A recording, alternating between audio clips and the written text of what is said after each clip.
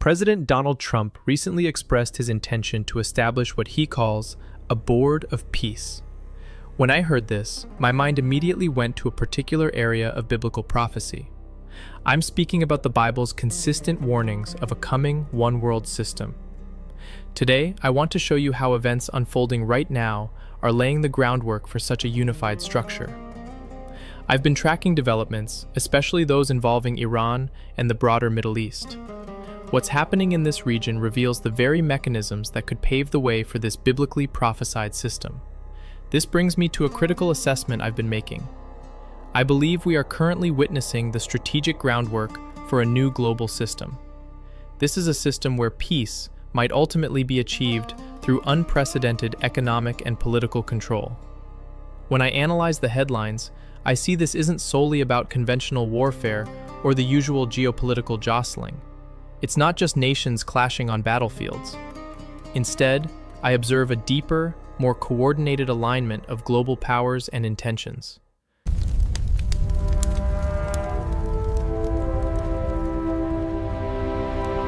I believe we are currently witnessing the strategic groundwork for a new global system. This is a system where peace might ultimately be achieved through unprecedented economic and political control. When I analyze the headlines, I see this isn't solely about conventional warfare or the usual geopolitical jostling. It's not just nations clashing on battlefields. Instead, I observe a deeper, more coordinated alignment of global powers and intentions. I've been tracing these threads through international announcements and behind-the-scenes actions. I don't say this lightly. My concern is that these efforts are designed to establish a very specific kind of global order, one where stability is prioritized above all else, even if it means significant centralization of power. A key signal of this emerging trajectory, which I have been tracking closely, comes from President Trump. He spoke recently of forming a board of peace. On the surface, this concept immediately evokes positive reactions.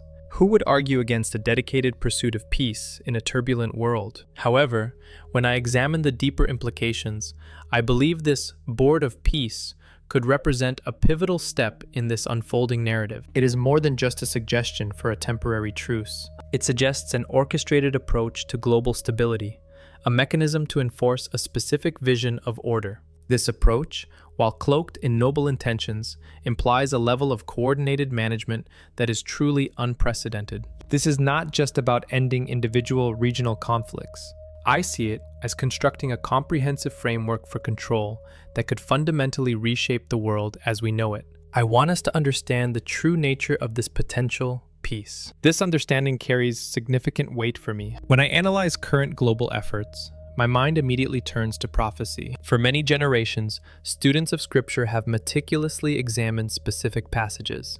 These are primarily found in the books of Daniel and Revelation. They describe a coming global governance. These ancient texts speak of a unified world, often under a single dominant authority. This is not new interpretation. It is a foundational element of prophecy studies. As I observe the drive for a new international framework, a very specific warning resonates with me. It is from 1 Thessalonians chapter 5, verse 3. The Apostle Paul's words are clear. He writes, "For when they shall say, peace and safety, then sudden destruction cometh upon them." I do not say this lightly. This global pursuit of peace, even one achieved through immense pressure or coercion, shows an uncomfortably close alignment. It mirrors what these ancient texts have foretold. I have spent considerable time comparing these unfolding scenarios with the very words of Scripture. The parallels are striking. This is not just about regional conflicts ending. It is about the framework of that peace. Is it a true, lasting peace or a managed stability? The Bible consistently warns against a false sense of security, a peace and safety that ultimately leads to unforeseen consequences. This is precisely why I believe we must approach these developments with discernment. We need to look beyond the surface. And as I do, what I see unfolding in Iran right now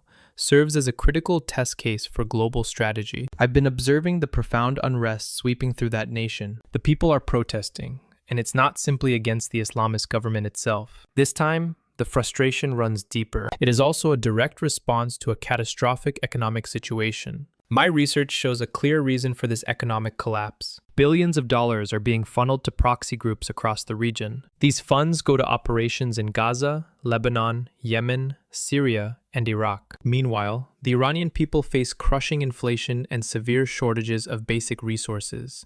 The regime's response has been truly brutal. I've seen reports of widespread internet shutdowns, an attempt to silence and isolate the dissenters. Live ammunition has been used against protesters. Thousands have been killed. What I find particularly horrific are the documented executions. These aren't just street confrontations ending in death. There are documented cases of wounded protesters being executed by security forces within hospitals. This is something I don't say lightly. This level of internal carnage in our century is unprecedented in its systematic brutality. I find it profoundly unsettling. As this horror unfolded within Iran, I observed another dimension that was equally perplexing. President Trump had made a public statement encouraging these Iranian protesters. I remember his words clearly. Help is on the way. They listened. They went out by the thousands. But as the regime began its massacre, no major United States strike materialized. This surprised many, myself included. Pastor Barry, in our conversations, also expressed his bewilderment at the apparent abandonment. I looked into this. My sources suggest that President Trump understood the hangings were a carefully orchestrated pretext by the regime. His reasons for not attacking, I've come to understand, were far deeper than what was publicly perceived or stated at the time. What truly amplified this unsettling situation was the world's response.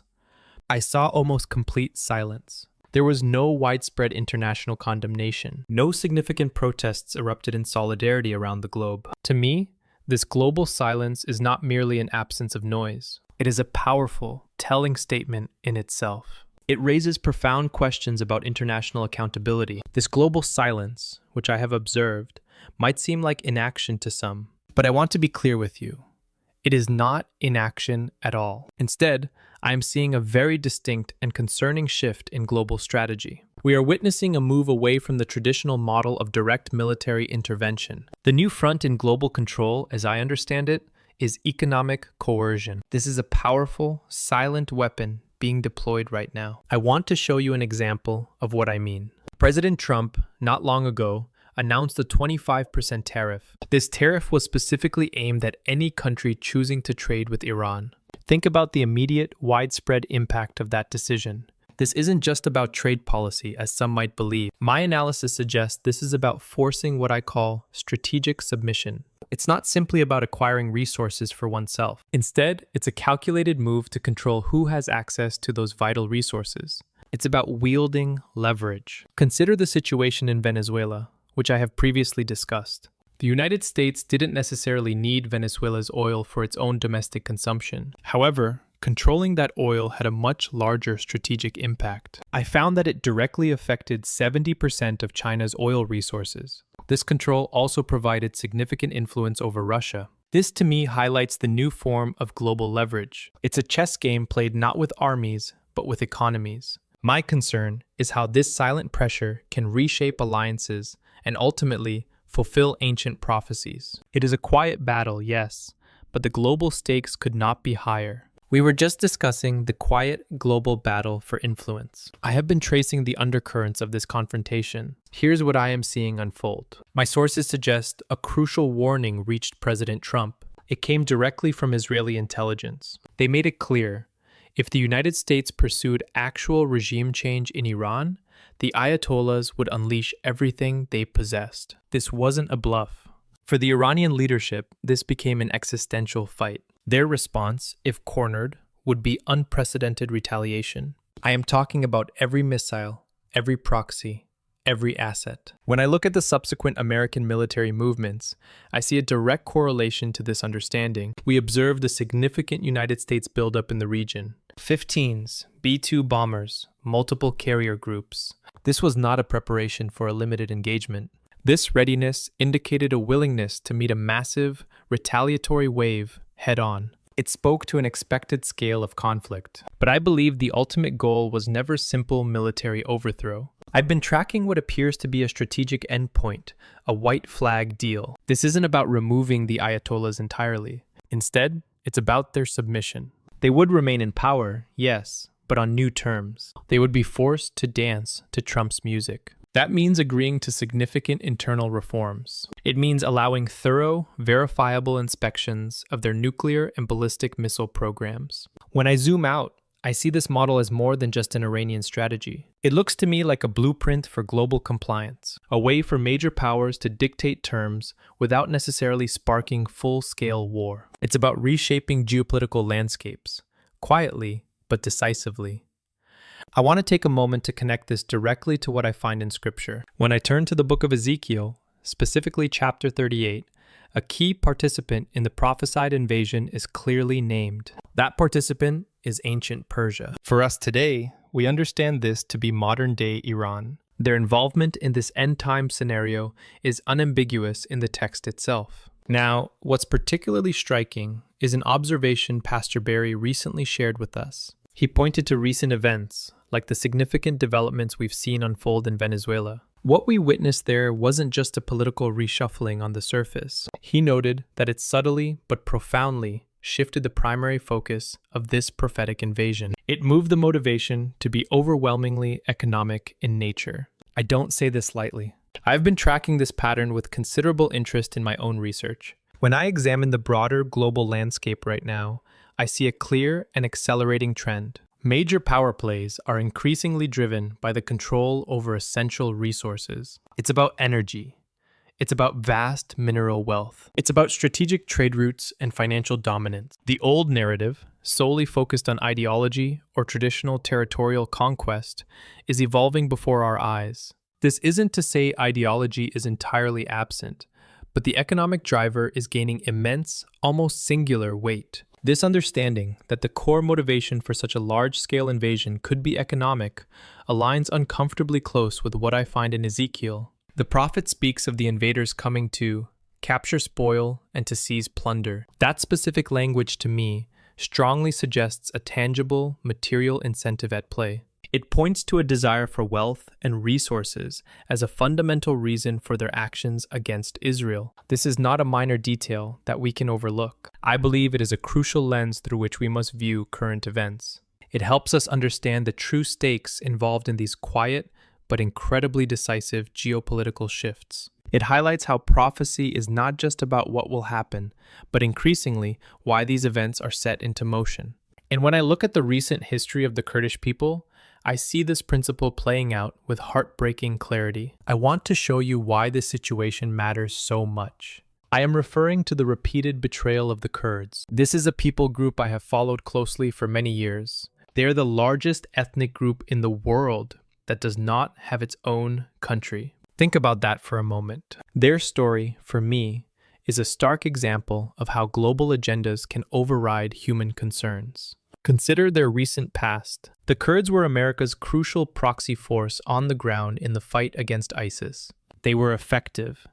They were brave. They sacrificed greatly in that fight, often for our benefit. Yet, after their crucial role, my research confirms they were discarded. I remember reading the reports with genuine concern. Under the Trump administration, the United States envoy to Syria and Turkey reportedly allowed Syrian militias and Turkish forces to attack them. These forces moved in, seizing crucial oil and gas fields that had been under Kurdish control. This was a devastating blow. For me, this was not just a simple policy shift. This heartbreaking betrayal highlights a deeper reality. It demonstrates a transactional, power-driven, global policy at work. In this framework, human rights are often secondary. They become collateral damage to strategic objectives. I believe it reveals a disturbing truth about how peace is often selectively applied. It is about who benefits and who is deemed expendable in the complex dance of nations. This pattern, I observe, is precisely what aligns with the why of unfolding prophecy. When I hear discussions about a board of peace, I immediately consider it within this larger prophetic framework. I want to be clear about how I interpret this concept. I do not see it as a benign group of nations working purely for global harmony. Instead, my research suggests it functions as a global body. Its purpose would be to enforce a singular will under the banner of peace. This enforcement, I believe, would be achieved through very specific means. It would involve immense economic pressure. It would also involve strategically brokered deals between nations. I see this as a powerful leverage point. My concern is that this isn't about traditional military invasion. It's about a consolidation of power that dictates terms. Nations would find themselves compelled to comply. This administrative structure could, I observe, bring nations into alignment. It creates a unified global direction. This alignment would occur under the overarching goal of stability. But under that promise of stability, a different kind of authority emerges. It is an authority that seeks to standardize actions and policies worldwide. When I go back to the prophetic texts, I find parallels to such a structure. They speak of a coming era of consolidated power and singular direction. I am not suggesting this is a direct fulfillment, but rather a preparatory stage. It represents the kind of global framework necessary for certain prophecies to unfold. I view these developments with both observation and a deep sense of discernment. My goal is to understand the trajectory we are on, according to Scripture. This board of peace concept, in my analysis, is a key piece of that puzzle. It suggests a world moving towards enforced unity, for better or worse. This global pursuit of a controlled, orchestrated peace is something I watch very closely. It deeply concerns me. When I examine these trends, I am consistently drawn back to the prophetic warnings in Scripture. I went back to 1 Thessalonians chapter 5, verse 3. Here, the Apostle Paul speaks of a time when people will be saying, peace and safety. And that declaration, he tells us, will precede sudden destruction. My focus, as I track current events, is on the nature of this proclaimed peace. We have to ask, what kind of peace is actually being established across the globe? Is it a true spiritual peace? Is it a peace that stems from genuine reconciliation and divine order? Or is it something else entirely? I consider whether it is merely the quiet submission enforced by a powerful, expanding global system. This isn't a casual thought for me. The Scripture's phrasing of peace and safety carries immense weight. It implies a widespread belief, a prevailing narrative. It suggests an era where many will feel secure, perhaps even optimistic, due to human efforts to bring order. My concern is that this could be a false security. It's a tranquility built on human design and human control, rather than divine principles. I don't say this lightly, but I see leaders actively working towards this type of global cohesion. They speak of solving complex problems through unified action. But I urge you to consider the foundation of this unity. Is it truly aligned with God's design for lasting peace? Or is it laying the groundwork for a period of profound vulnerability, just as the prophecy warns? This distinction is absolutely vital for us to grasp the true nature of the hour. And as I've spent time analyzing these global patterns, I want to be very clear with you. I don't say this lightly, but the events we are witnessing today are shaping our world in profound and irreversible ways. I see them echoing ancient prophecies with an uncomfortably close alignment. My deep concern, my earnest plea, is that we all recognize these strategic maneuvers for what they truly are. I am convinced these are not isolated incidents or mere geopolitical shifts. These are calculated, deliberate steps toward a system described in Scripture, a system I have studied for decades. This reality means we must remain vigilant. It is absolutely imperative that we understand the spiritual implications behind these ongoing global shifts. I urge you to discern the true nature of any peace that is being offered to the world, because what often appears as a solution can sometimes be a foundational step for something entirely different. I will continue to track these developments as they unfold. I don't believe we can afford to look away. If you want to stay ahead of the headlines and understand the prophetic timeline we are living in, make sure you are subscribed. I'm watching this closely.